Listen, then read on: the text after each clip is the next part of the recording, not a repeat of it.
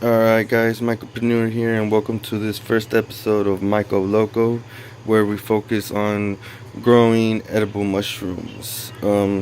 So just before we start, and for the sake of YouTube, because I don't want this content taken off and being blocked and then you guys not being accessed, I will be showing you guys how to grow edible mushrooms, mostly portobello. And so this can be used for any type of mushrooms that you decide to grow. What you decide to grow is none of my business. That's totally up to you. Um, about this time, I'm pretty sure you should have some basic knowledge and be familiar with the processes of BRF cakes.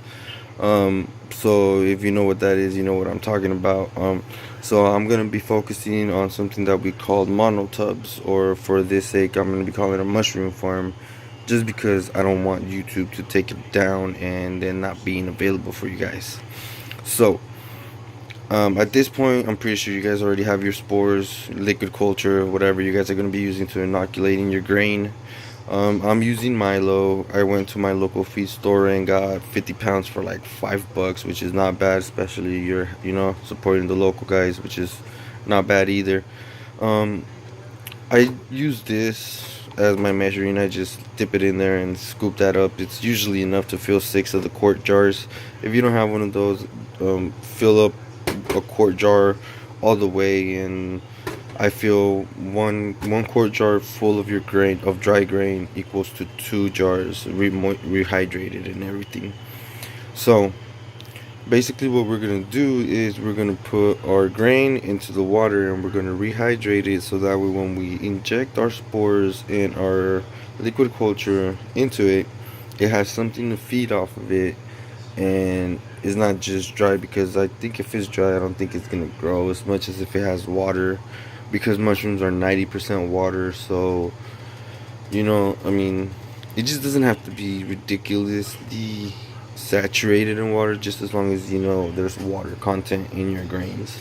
So it's like if we have a raisin, that raisin we want is usually dry, doesn't have any moisture, water content, or whatever little water content it does have, if that's what makes it soft and malleable. But we're gonna put that raisin and we're gonna throw it in the water, and we're gonna try and hope to make it as close as possible as we can into a grape again.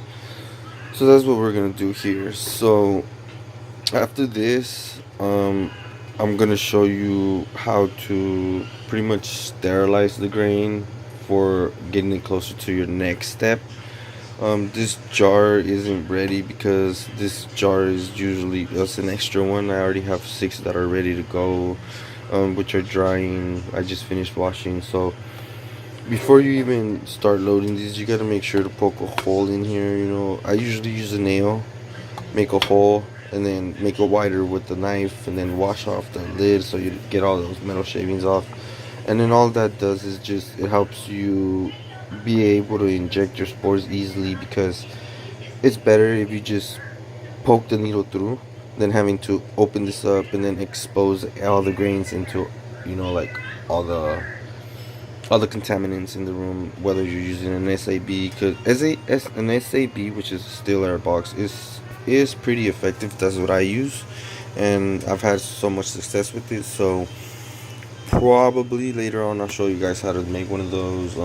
I'll definitely be uploading more videos, but I want to see how much attention this one gets, just because I've had other videos posted on channels, but they've been taken off. So again, I want to emphasize, this is for edible mushrooms, and whatever you use it for is your own business. I really don't care. I'm just showing you guys how to do it.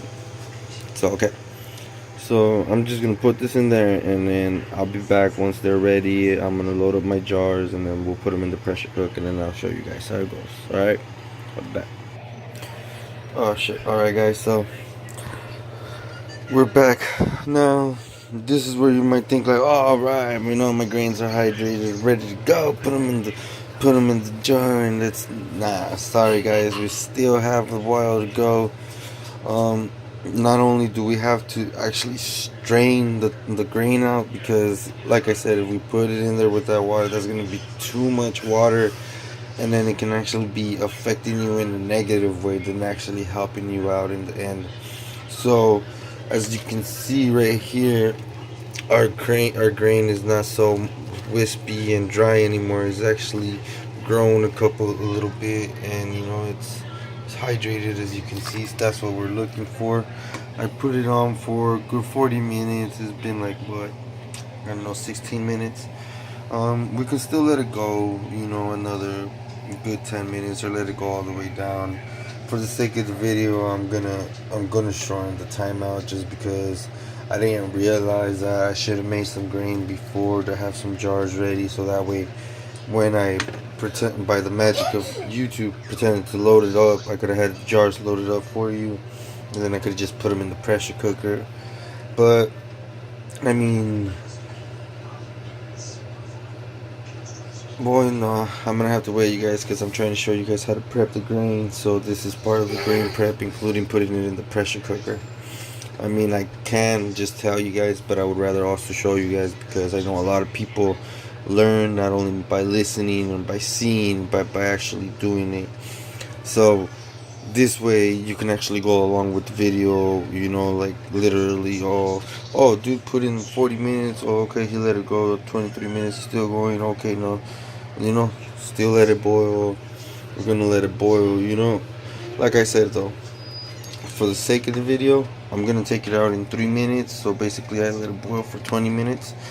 I recommend letting it boil for 35 minutes. That would 30 to 35 minutes. That's perfect. Usually I let it go for 45 minutes, but I think 30 to 35 would be perfect. I'm gonna let it out again. I have to strain it out, and then I'm gonna have to put them in the jars, and then I'm gonna have to put them in the pressure cooker. So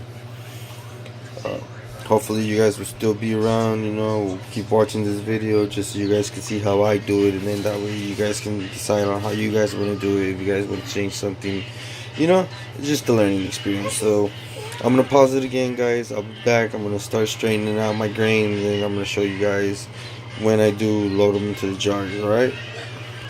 Alright, so you guys might be like, but Michaelpreneur, why are you straightening out the grains? Well, check it out, guys. If we were just to straight take them out and put them in the jars, that's what you'll have building up at the bottom of your jars. All that is excess water. We don't need all that excess water. So we're gonna let it strain it out. I use a double strainer just because the holes on these are pretty big, and they can fall out. I'm gonna show you guys what.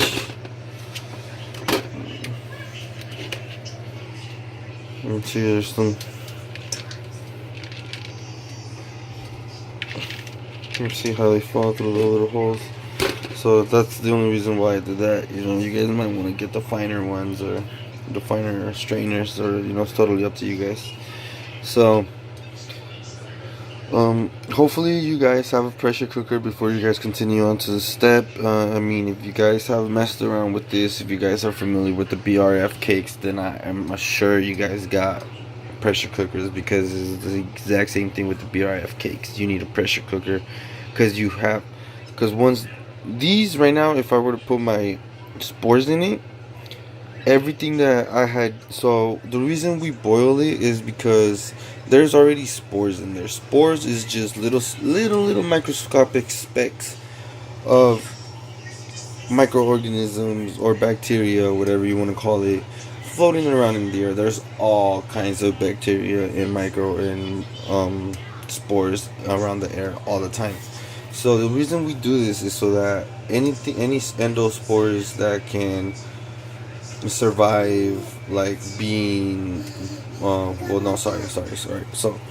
we put it in the water, we soak them in the water, so that way those bacteria can start to develop themselves. But the reason we boil it is so that way we kill off those bacteria. Now there is some bacteria that can still survive being boiled or being put in extreme temperatures. So what we do is we put it in the pressure cooker, and that supposedly sterilizes it by killing everything, because it cooks it at 220 Fahrenheit, I believe, inside of the pressure cooker. So the whole reason we're doing this is to activate whatever spores are in there, and then so they can kill them, and then whatever ones are still left alive in here are going to be then killed off once we put it in the pressure cooker. So I'll be back. Alright guys, so I started filling up my first jar, and as you can see, there isn't any water in there.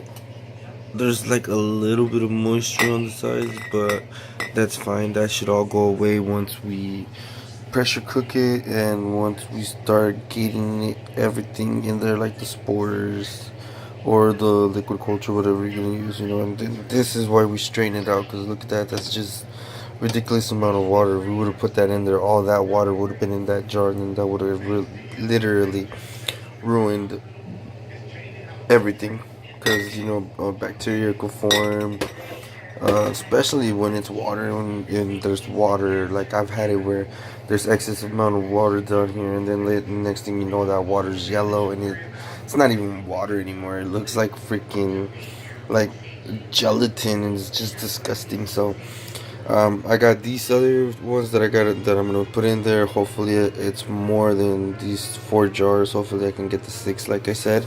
So with the powered YouTube, I'll be right back after I finish filling these jars. Alright guys, so as you guys can see, I pretty much keep it lower than what I told you. Like, don't try to fill it up, because then when you put your spores, liquid culture, whatever you're going to use to inoculate this, all this is going to turn white, and that's because that's the mycelium growing all over it, and pretty much using this as its food. So it's gonna go over it, cover it all white, and then once it's covered, you're gonna have to get it out of your jars. Or unless you just plan to try doing like an in vitro thing where all you do is open up the lid and they start growing from the inside out. That's depending up to you. But for what I'm gonna do is I'm gonna take them out of the jar, so I need space to shake it up, break all of this up, and then take it out into what I'm gonna put it in. So I'm gonna leave you guys here, because literally after this, all we're gonna do is we're gonna pressure cook it. And I hope you guys have a pressure cooker big enough to fit as much jars or as much grain as you're gonna use, because like or unless you do it in batches, that's totally up to you. I was only able to fill up 4 jars with that one a pot filled up of grain that I took out, which isn't bad, because I already have another 6 that are waiting for me to inoculate right now, and I'll be doing a video on that, so that way you guys can see how I do it as well. So I'm just gonna let you guys know, once all this is done, I'm gonna put the lids on top so you guys can see how it looks before I put it into the pressure cooker. So remember, once this is done, you're gonna put it into a pressure cooker with 15 psi, and you're gonna cook it for at least an hour and 15 minutes. That's what I do, and I mean, it works out perfectly. Or usually an hour, an hour or an hour and 15. That should be more than enough time for it to be nice and sterilized. So I'm gonna put the lids on, and then I'm gonna show you guys how it looks, and then I'll let you guys go, and I'll be uploading a video probably, I'm gonna say Monday for Manic Monday, or Multi-Sport Monday. Probably Multi-Sport Monday, that would be cool. But honestly, I'm not sure. I'll probably just load it up in a couple hours, when I have time, so that way I can actually show you guys how I get it done, and how it looks. Well, alright guys, so I'll be right back. Alright guys, I realized I'm out of foil, which is really essential, because just like this one that's already done, been taken out of the pressure cooker, and it's literally ready just to be put, have my spores put up in there, or my liquid culture. So I use the transparent 3M tape. You'll find that at the first aid section of literally any store. I usually go to Safeway or Target. They're usually cheap. I get them by the pack, or eBay or Amazon, your choice, pretty much wherever you can get it. I use the transparent one. It works. So once you do this, you put some foil over it like that, and then I usually use rubber bands, and they're ready to be dropped into the pressure cooker. Once you put them into the pressure cooker, again, 75 an hour and 15 minutes. 15 psi would be perfect, and then just literally let it cool down. Like if you do it at night, let it rest, and then do it in the morning, or literally do it the next day. Don't force the pressure cooker open, because it's a lot of pressure in there, guys. So that could be very dangerous.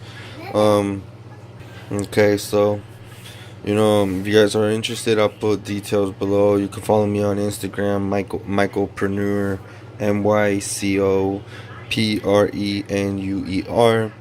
And then I have more pictures. Again, I'll load up the video when I have a chance later on about injecting the jars with the syringes. So hopefully this was able to help somebody out. Again, if you can grow it yourself, I would recommend it, because then you know what you're putting into it, and it's much safer. So enjoy your portobello, you guys. Hopefully after this you just be growing mushrooms for yourself, and you won't have to go to the groceries anymore. All right, bye.